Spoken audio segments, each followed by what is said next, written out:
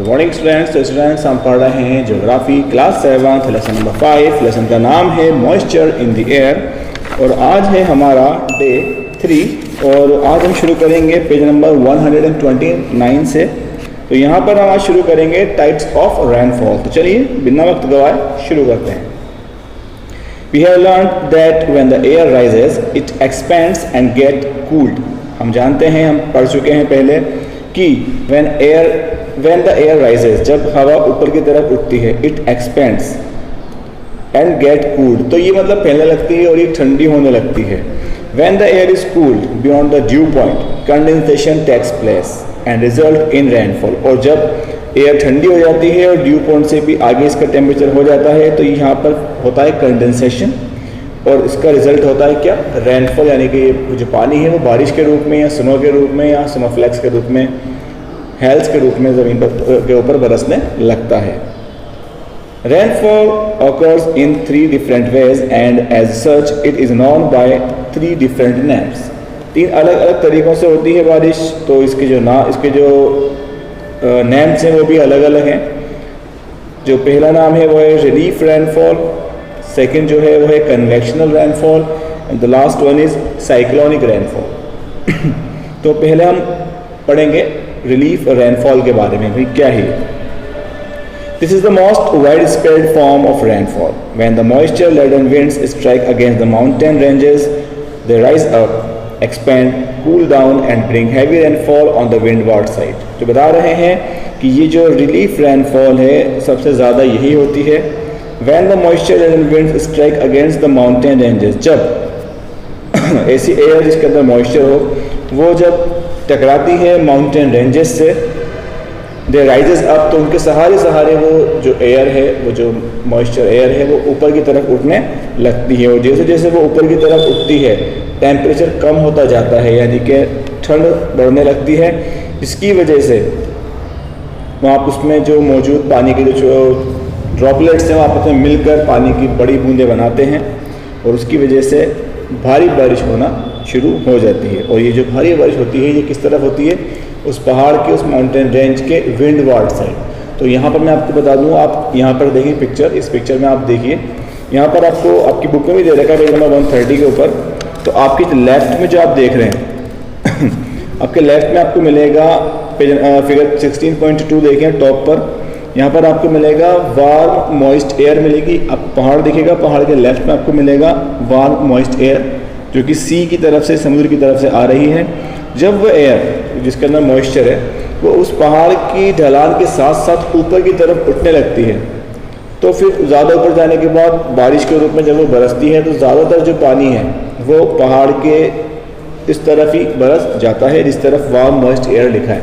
तो जिस तरफ ज़्यादा बारिश होती है ये पहाड़ का ये वाला जो एरिया है ये कहलाता है विंडवार्ड साइड।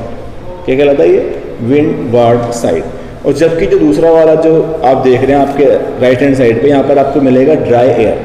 अब क्योंकि पानी जो है अपने ज़्यादातर जो मॉइस्चर था वो यहीं पर बरसा चुका है, बारिश सारी वहाँ पर हो चुकी है, तो पहाड़ का जो दूसरा वाला हिस्सा है जहाँ पर लिखा है ड्राई एयर, ये कहलाता है लीवार्ड साइड। यहाँ पर बारिश या तो होती ही नहीं है या फिर अगर होती भी है तो ना के बराबर होती है। पढ़ते हैं आगे इसके बारे में। Such a rain by the uprising winds striking against the mountains is called the relief rainfall. The rain on the western coast of India or on the southern slopes of Himalayas is relief rainfall. तो यहाँ पर relief rainfall के कुछ example भी दे रखे हैं कि western Ghats of India के जो वेस्टर्न घाट्स हैं वहाँ पर and southern slopes of Himalayas, और हिमालय की जो सदर्न स्लॉप्स हैं वहाँ पर इसी तरह की बारिश होती है जिसको हम कहते हैं relief rainfall. As winds cross over the other side, bracket में लिखा है लीवार्ड साइड, जिसकी मैंने आपको भी बताया, they lose most of their moisture. जब हवा है वो पहाड़ को क्रॉस करके आगे की तरफ बढ़ती है तो वो अपना ज़्यादातर जो मॉइस्चर है वहीं पर वो बारिश के रूप में बरसा देती है। तो आगे की साइड में, आगे वाला जो एरिया है लीवार्ड साइड जो है वहाँ पर बारिश ना के बराबर होती है। While descending they became warm and dry and hence there is less rain on the leeward side. और दूसरी तरफ जो है लीवार्ड साइड जो है वहाँ पर बारिश ना के बराबर होती है या होती ही नहीं। The rainless area on the levered side of A mountain is called the rain shadow area. और जो उस माउंटेन के जो लीवर्ड साइड है वो जो एरिया है वो कहलाता है rain shadow area. The Deccan region in India lies in the rain shadow area of the Western Ghats. और इंडिया में जो डेक्कन रीजन की हम बात करते हैं ये वेस्टर्न घाट्स जो हैं उसके रेन शेडो एरिया में आता है ये डेक्कन रीजन। आगे है विंडवार्ड और लीवार्ड साइड्स को यहाँ पर कंपेयर किया है। तो यहाँ पर टोटल 4 पॉइंट्स दिए हैं, तो हम शुरू करते हैं फर्स्ट पॉइंट से। Windward side is that side of the mountain which faces the rain bearing winds. On the other hand, the leeward side is that side of the mountain which is opposite to the windward side. तो बता रहे हैं कि windward side वो है जहाँ जहाँ पर that side of the mountain which faces the rain bearing wind, मतलब rain bearing winds पहाड़ की जिस तरफ से आती हैं, पहाड़ का वो वाला एरिया कहलाता है विंडवार्ड साइड। जबकि दूसरा वाला जो एरिया है जो कि विंडवार्ड साइड के अपोजिट साइड में है वो एरिया कहलाता है लीवार्ड साइड। सेकेंड है when the rain bearing winds climb the windward side of the mountain they cool down and bring heavy rainfall. On the other hand, when they cross over to the other side they have already lost much of their moisture. While descending they further become warm and dry, so they give less rainfall on the leeward side. तो बता रहे हैं कि जब जो rain bearing winds हैं वो mountain की जो विंडवार्ड साइड है वहाँ पहुँचती हैं, धीरे धीरे ऊपर की तरफ उठने लगती हैं, तो वो ठंडी होने लगती हैं और उसकी वजह से वहाँ पर बारिश होती है। जबकि दूसरी तरफ जब वही हवाएं उस पहाड़ के जो पीक है उसे क्रॉस करके आगे बढ़ती हैं, आगे बढ़ने से पहले वो अपना ज़्यादातर मॉइस्चर जो है वो वहीं पर खो देती हैं, जिसकी वजह से आगे की तरफ जाकर ये हवाएं जो हैं गर्म हो जाती हैं, ड्राई यानी कि शुष्क सूखी हो जाती हैं, जिसकी वजह से लीवार्ड साइड के अंदर बारिश बहुत कम होती है। थर्ड पॉइंट है on the windward side the area ascends and becomes cool. On the other hand, on the leeward side the area descend and gets warm. बता रहे हैं कि विंडवार्ड साइड की तरफ एयर जो है जब वो असेंड करती है ऊपर की तरफ बढ़ती है तो वो ठंडी हो जाती है। जैसे जैसे एयर पहाड़ के स्लॉप के साथ ऊपर जाती है तो वो ठंडी होने लगती है। जब वो लीवार्ड साइड जाती है और जब वो नीचे की तरफ आती है तो वापस वो एयर जो है वो गर्म होने लगती है। फोर्थ पॉइंट है आपका the western slopes of the Western Ghats get more rain because they form the windward side. On the other hand, the eastern slopes of the western Ghats get lesser rain because they form the leeward side. वही वाली बात, जो भी area windward side में होगा वहाँ बारिश ज़्यादा होगी, जो एरिया लीवार्ड साइड में होगा वहाँ पर बारिश कम होगी। तो ये यहाँ पर बताया है कि वेस्टर्न घाट्स के जो वेस्टर्न स्लॉप्स हैं ये विंडवार्ड साइड की तरफ, इसलिए यहाँ पर बारिश बहुत ज़्यादा होती है। जबकि eastern slopes of the Western Ghats के जो ईस्टर्न स्लोप्स हैं वो लीवार्ड साइड में है, इसलिए यहाँ बारिश बहुत कम होती है। ये तो था हमारा रिलीफ रेनफॉल। आगे जो सेकंड पॉइंट है आपके वो है कन्वेक्शनल रेनफॉल। तो पढ़ते हैं in the equatorial region the air becomes hot, it picks up a great deal of moisture and when it begins to rise it produces a convectional air current. In the upper part of the atmosphere it cools down. तो बता रहे हैं कि equatorial regions में, यानी जो हमारी एक इमेजिनरी लाइन है इक्वेटर लाइन, उसके आसपास का जो एरिया है इसको हम इक्वेटोरियल रीजन कहते हैं। यहाँ पर एयर जो है काफ़ी गर्म होती है क्योंकि वहाँ पे जो अर्थ सरफेस है वहाँ पे सनरेज जो है डायरेक्ट पड़ती है पूरे साल, जिसकी वहाँ से वहाँ तक जिसकी वजह से वहाँ का जो टेम्परेचर है वो बहुत ज़्यादा हाई रहता है। अब क्योंकि सरफेस गर्म है, अर्थ सरफेस गर्म है, तो जो भी एयर उसके कांटेक्ट में आती है वो भी गर्म हो जाती है। जब वो गर्म होती है तो गर्म होने के साथ ही वो एक्सपेंड होने लगती है, फैलने लगती है, हल्की हो जाती है, जिसकी वजह से वो ऊपर की तरफ उठती है। और जब वो ऊपर की तरफ जाती है तो वहाँ पर क्योंकि उसमें ऑलरेडी काफ़ी ज़्यादा मॉइस्चर है तो उसकी वजह से वहाँ पर वो बरसात के रूप में बरसना शुरू हो जाती है।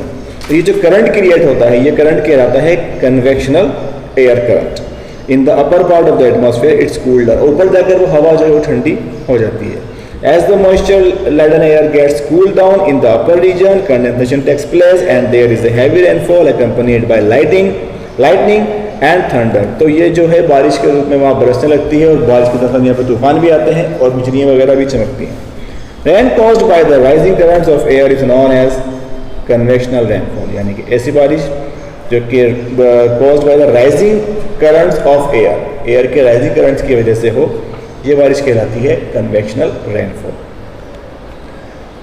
यहाँ पर आपको पेज नंबर 130 पे फिगर 16.3 दे रखा है। इसको देखकर आप आसानी से और अच्छे से समझ सकते हैं कि कन्वेक्शनल रेनफॉल किस तरीके से होती है।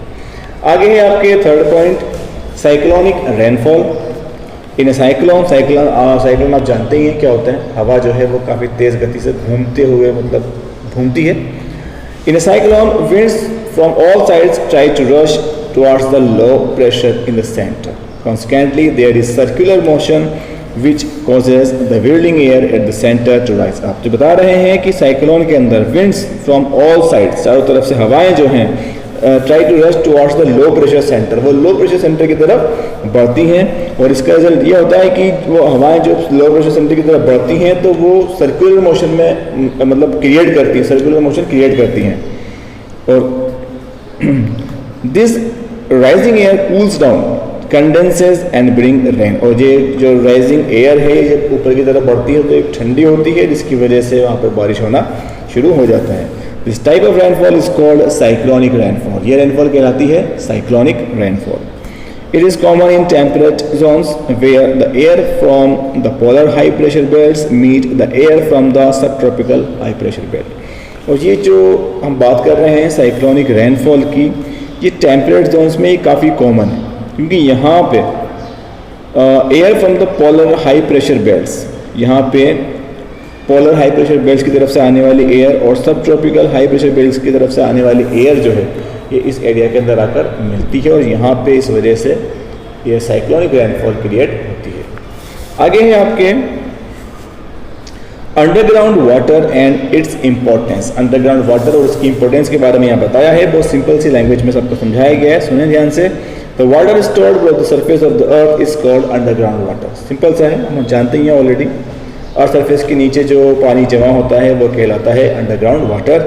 सच water is socked by the ground when the rain false. ये पानी जब जमा होता है, जब बारिश होती है तो पानी जो है अपने अंदर सोख लेती है, इसकी वजह से ये पानी जो है वहाँ नीचे अंडरग्राउंड जो है जमा हो जाता है।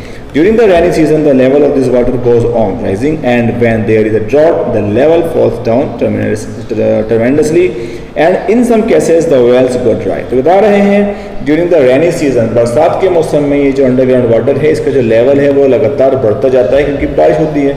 जबकि अगर कभी सूखा पड़ जाए, ड्रॉट यानी कि सूखा हो, उस वक्त इसका लेवल यानी इस अंडरग्राउंड वाटर का जो लेवल है वो बहुत तेज़ी से गिरता है। और कभी कभी तो ऐसा भी होता है कि जो कुएँ वगैरह होते हैं, वेल्स, वो भी सूख जाते हैं। In this way the underground water should be used very judiciously. तो आप एक तरीके से समझ सकते हैं कि हमें चाहिए कि हम इस अंडरग्राउंड वाटर का इस्तेमाल जो है वो बहुत समझदारी से, विवेकपूर्ण तरीके से करें, उसको वेस्ट ना करें। आगे है this underground water is very useful to mankind. ये अंडरग्राउंड वाटर जो है ये ह्यूमन काइंड के लिए, मैन काइंड के लिए, मानव जाति के लिए बहुत ज़्यादा इंपॉर्टेंट है, ज़रूरी है, यूजफुल है। It has special importance of its own because of the following reason. और इसकी अपने आप में इंपॉर्टेंस है। अब क्या इंपॉर्टेंस है आगे देखिए, यहाँ पर आपको 5 पॉइंट्स के थ्रू ये बात समझाई गई है। फर्स्ट पॉइंट इसमें, where surface water is not freely available, man can easily tap the underground water. He can dig wells and satisfy his domestic requirements of drinking, cooking and washing। भाई जब water और surface के ऊपर पानी की कमी होने लगे, जब पानी आसानी से अवेलेबल ना हो, उस कंडीशन में इंसान जो है कुएं वगैरह में से या कुएं खोद कर और कुएं के अंदर से पानी अपने जो डोमेस्टिक रिक्वायरमेंट्स हैं उनको पूरी करने के लिए यूज़ में ले सकता है। जैसे कि खाना बनाना हुआ, नहाना धोना, कपड़े वगैरह धोना, इसके अंदर आराम से काम में ले सकता है। सेकंड पॉइंट है, with the help of wells and tube wells he can irrigate his fields and grow crops and trees etcetera.